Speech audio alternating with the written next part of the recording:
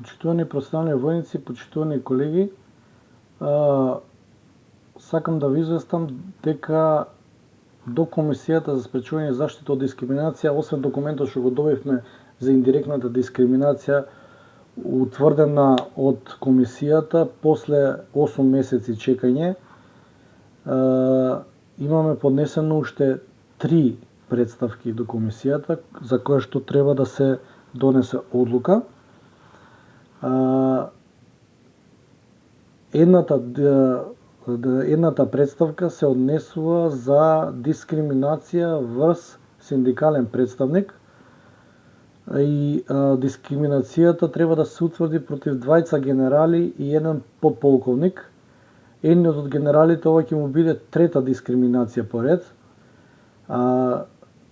Намерата на оваа воена структура е дискриминирање на членовите, представниците на синдикатот, за да не може синдикатот да функционира. Тоа што го покушава во минатото се продолжува и ден денеска на штета на сите, на штета и на буџетот, бидејќи се поднесени соодветни тужби и други пријави. Втората представка се однесува за дискриминација на професионалните војници врз основа на договорот за вработување, кај што се ограничени за давање на изразување незадоволство преку изразување на јавен протест. Тоа е уставна дискриминација, која што за истата представка имаме поднесено и барање за заштита на уставните права и до Уставниот суд, и таму е отворена постапка, така да и на 2 места се очекува одговор од Уставниот суд и од Комисијата за спречување и заштита од дискриминација. И третата представка се однесува за дискриминација по основ на работен однос, годишен одмор, користење на годишен одмор. Оваа представка отворивме по барање на професионални војници од Кичевската касарна, бидејќи овластеното лице за донесување на решение за годишен одмор ги доноси решението спротивно на Законот за служба, без професионалните војници да имаат избор да се почитува нивното барање за користење на годишниот одмор, со тоа што сите професионални војници во таа касарна се дискриминирани, бидејќи професионалните војници моментално с договорите им се на определено време. Тоа значи дека на секоја 4-та година кога го продолжува договорот, годишниот одмор го користат по како што ќе командантот на касарната ќе им определи решение, без да се задоволат потребите на припадниците на армијата, иако им се одобрува продолжување на договорите. Ова е блиско поврзано со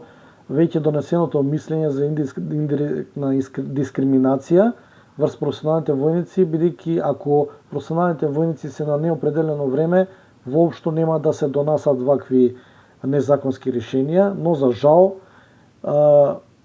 главниот проблем е нетрансформирање на работниот однос на неопределено време и во оваа касарна професионалните војници во тек на еден работен век од 25 години 6 годишни одмори ги користат кога они не сакаат, што се коси со право на работен однос, бидејќи оваа категорија е дефинитивно најдискриминирана категорија од сите граѓани во Република Македонија.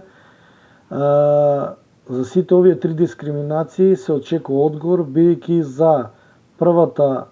што која е поднесена за синдикалниот представник веќе се поминати 165 дена, а законскиот рок за донесување одговор за представка е 60 дена, значи скоро се истекува и третиот законски рок. За втората се чека веќе 160 дена, исто така надмина законскиот рок, и за третава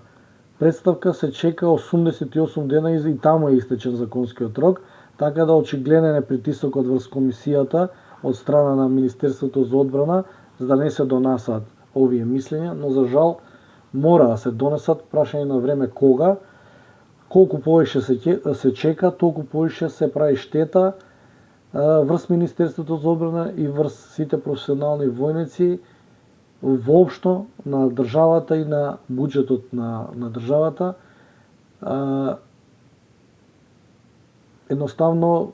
треба да се мрднат работите од мртва точка и да се размисли за подобрување на правата, а не да се тера инајат и да се злоупотребуваат законите за штитење на некои лични интереси. И едноставно синдикатот ќе си продолжи да си работи без разлика што и да прават некои структури, но